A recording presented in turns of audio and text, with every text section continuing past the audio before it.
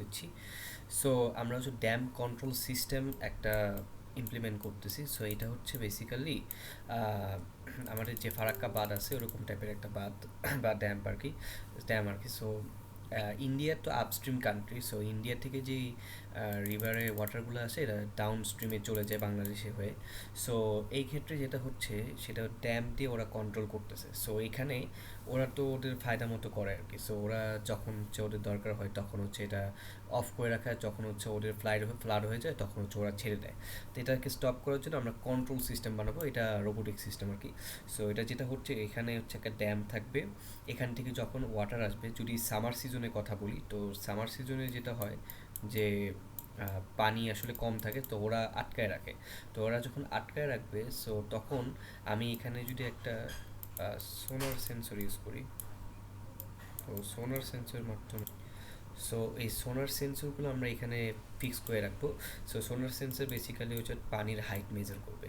এখন সামার সিজনে ধরো এখানে হচ্ছে এইটুকু পানি থাকা উচিত থ্রেশহোল্ড হিসেবে, কিন্তু এর নিচে অনেকটা ধরো পানি যেহেতু ওরা ছাড়ে নাই সো এইখানে আছে পানি ধরো এই পজিশনে আছে। সো থ্রেশহোল্ডের নিচে যেহেতু এসে গেছে এটা তো সোনার সেন্সরের মাধ্যমে আমরা আহ, বুঝতে পারবো। সো এটা যখন বুঝতে পারবো তখন সাথে সাথে আমরা এগুলা স্টপ করে ফেলবো আর কি।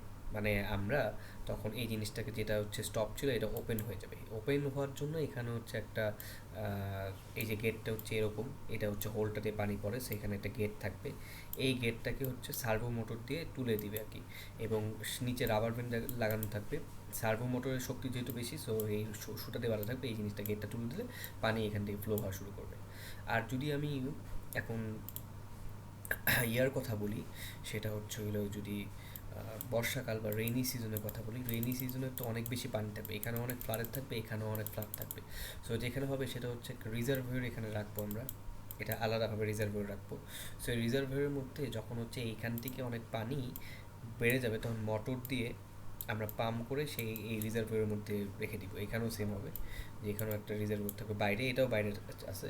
তো এখানেও পাম্প থাকবে, পাম্প দিয়ে এখানে আসবে। এখন ধরো এখানেও অনেক ফ্লাড হয়েছে, রিজার্ভ হয়ে অনেকটা ভরে যাচ্ছে তখন মানে, এবং এখানেও ফ্লাড হয়ে গেছে রিজার্ভে ভরে যাচ্ছে, তখন অটোমেটিক্যালি এই জিনিসটা ওপেন হয়ে যাবে বা এই জিনিসটা ক্লোজ হয়ে যাবে।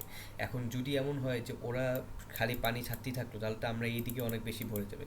সো এই ক্ষেত্রে আসলে এই রিজার্ভারের মধ্যে আমরা এখানে একটা ওয়াটার লেভেল সেন্সর দিই। ওয়াটার লেভেল সেন্সর ও যদি দেখে যে ওয়াটার লেভেলটা এই সেন্সরের মানে কাছাকাছি এসে পড়ছে বা একটা থ্রেশহোল্ডের উপরে চলে গেছে তখন অটোমেটিক্যালি এই জিনিসটাকে অফ করে দিবে আর কি, এটা আর খুলতে পারবে না। সো খুলতে গেলে দুই কান্ট্রিরই একটা তোমার কনসেন্টে যে যে এখানে কী করা যাবে, সো একটা পাসওয়ার্ড সিস্টেম থাকবে এনআরসির মাধ্যমে, এই পাসওয়ার্ড দিয়ে আর কি খুলবে। সো এই সিস্টেমটাই আর কি আমরা করতেছি। আর এখানে রেইনফল একটা সেন্সর থাকবে, রেইনফল সেন্সরের জন্য রেইনফল যদি হয় তাহলে আবার এটা একটু পানি বাড়তে পারে, সো এই ক্ষেত্রে রেইনফল একটা সেন্সর থাকবে।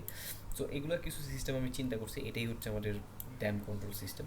তো এটা যারা তোমরা ওই মানে যেহেতু আসনে স্যাম আছে তোমার জন্য আর কি এটা একটু ভিউ করে বললাম আর কি। সো তুমি এটা চাইলে দেখে নিতে পারো আর কি। ওকে, সো এটা আর কি আমরা বানাচ্ছি আপাতত। সো এটা ভালো একটা প্রজেক্ট আর কি।